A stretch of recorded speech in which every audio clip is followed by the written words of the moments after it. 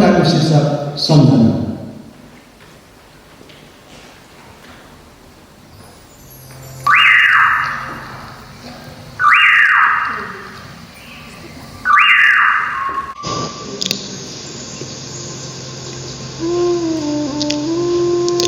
शहरका साँघुरा गल्लीहरू, चोकहरू अनि भिडभाड, मन्दिर, पार्क र फुलहरू अथवा बजारमा सेल लागेका सामानहरू केही छैनन् सम्झनामा।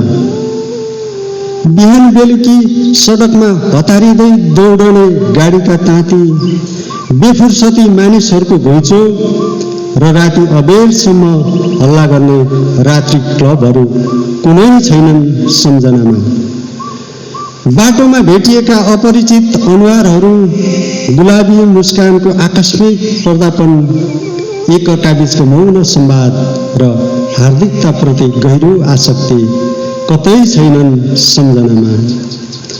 घरिघरि चिया कफी पिउनुको फिक्का स्वाद, घरिघरि सिगरेट तान्नुको पिरो झल्को र धुवासँगै फैलिँदै जाने घुर्मैलो आवाज, हुस्की र बियरको घुट्कीले बेचैनी हटाउनुको असफल प्रयास अनि स्यान्डविच र ब्रेडले भोकको आगो निभाउने तीव्र कोसिस छँदै छैनन् सम्झनामा।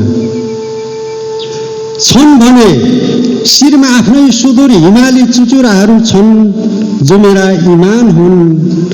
छन् भने पाइतलामा आफ्नै पहाड र तराईका हरिया फाँटहरू छन् जो मेरा सपना हुन्।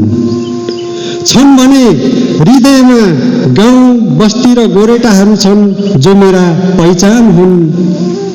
छन् भने सम्झनाका प्रत्येक गराहरूमा लह लह झुलिरहेका तिम्रा सम्झनाहरू छन् जो मेरा जीवन हुन्, जो मेरा जीवन हुन्।